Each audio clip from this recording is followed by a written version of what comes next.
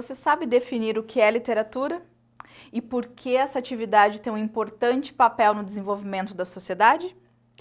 Bem, a literatura pode ser vista como uma técnica de construção de textos que apresenta muitas funções.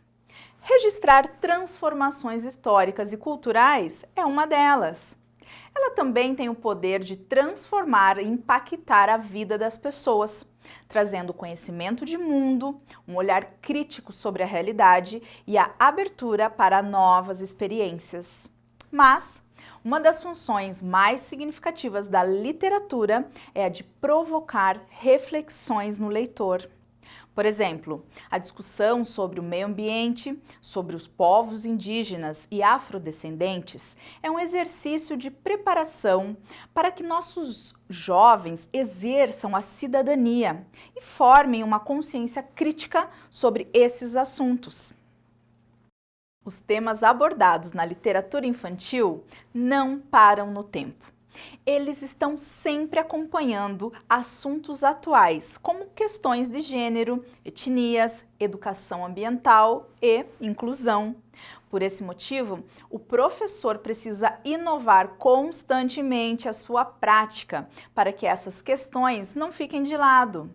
A gente pode dizer que a literatura, de forma geral, nos permite refletir sobre temas atuais, ainda que eles não sejam o ponto principal de uma obra.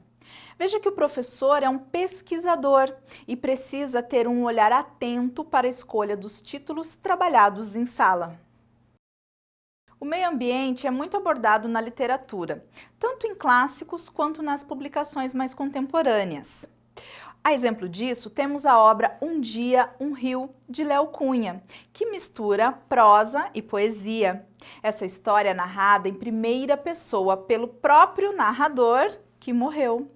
Ele fala do desastre de Mariana, em Minas Gerais.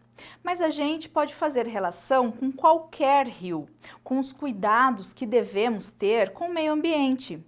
Outro livro com a mesma temática, mas contado sob outro ponto de vista, é Mariana, de Ana Rafa Nunes. Essa obra conta a história de uma mineirinha chamada Mariana, que vive em uma cidadezinha de Minas Gerais e seu grande sonho é conhecer o mar. Ela vive livre, subindo em árvores, comendo fruta do pé. Mas um dia, ela e sua família se mudam para uma cidade que é sua xará, a cidade de Mariana. Lá ela é muito feliz, até que o mar de lama atravessa o seu destino. Esses são apenas 2 exemplos de propostas para se trabalhar o tema meio ambiente em sala de aula. Mas você pode pensar em várias outras formas de fazer isso, incentivando a reflexão dos alunos. Através dessas leituras, você pode desenvolver projetos interdisciplinares na área de ciências, por exemplo. Ou então, pensar em debates e ações concretas que os alunos podem apresentar em feiras culturais. Os trabalhos de campo também são muito interessantes para serem incluídos como práticas escolares. Uma sugestão pode ser até adotar uma planta para ficar na sala de aula e todo dia um aluno seria o responsável por ela. Tem também um clássico da literatura infanto-juvenil que eu não poderia deixar de citar, que é Meu Pé de Laranja Lima, o maior sucesso de José Mauro de Vasconcelos. Eu tenho certeza de que você já ouviu falar, não é mesmo? A temática principal dessa obra não é o meio ambiente, mas o protagonista, o menino Zezé, tem uma relação muito profunda de amizade com o seu pé de laranja lima. Então, partindo dessa relação, muitas atividades de cuidados com o meio ambiente podem ser desenvolvidas. Pensando na temática dos povos indígenas, quando nós tratamos desse assunto, em sala de aula, especificamente nas aulas de literatura, nós podemos ter contato com obras escritas pelos próprios indígenas. É direito da criança descobrir, ler e debater sobre esses textos. E ao escolher uma obra escrita por indígenas, o aluno tem a oportunidade de conhecer como o outro entende o mundo e narra suas próprias histórias. Ou seja, é um exercício de alteridade, que é a capacidade de se colocar no lugar do outro, entendendo o seu modo de pensar, viver e agir. Imagine fazer um trabalho de literatura comparada entre uma obra escrita por um não indígena e outra por um indígena, que tratem sobre o mesmo tema.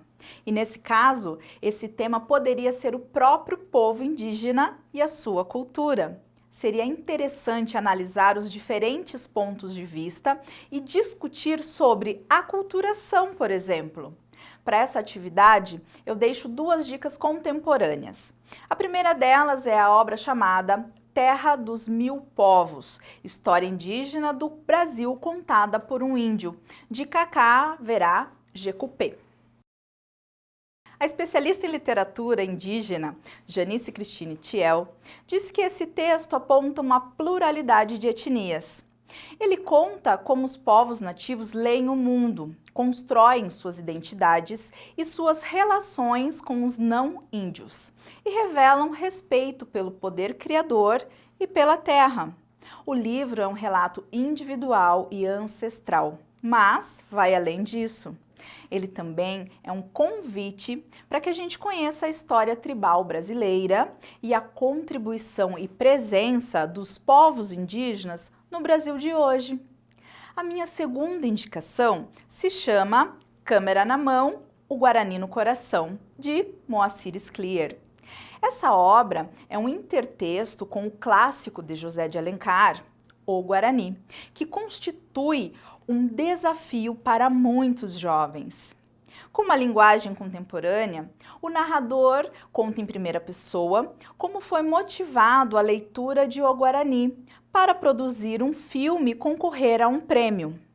Durante a leitura, surgem reflexões sobre a construção do índio através da literatura do século XIX. Discutir a temática afro-brasileira no espaço escolar também é muito interessante, porque auxilia no processo de desconstrução de estereótipos e todo tipo de preconceito que possa existir no imaginário dos alunos.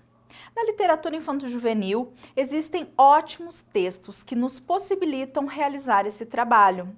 Bruna e a Galinha d'Angola, de Gercilga de Almeida, é um desses casos.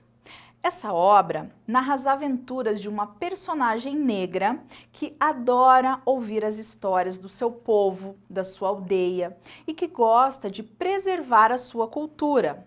Ela faz questão de contar essas histórias, que ela aprende com os mais velhos, para as outras crianças. Essa leitura é bem envolvente e traz algumas lendas e palavras de origem africana. Existem muitos outros títulos que podem auxiliar o seu trabalho e proporcionar ótimos momentos de leitura e reflexão em sala de aula. Vale a pena pesquisar. Bons estudos!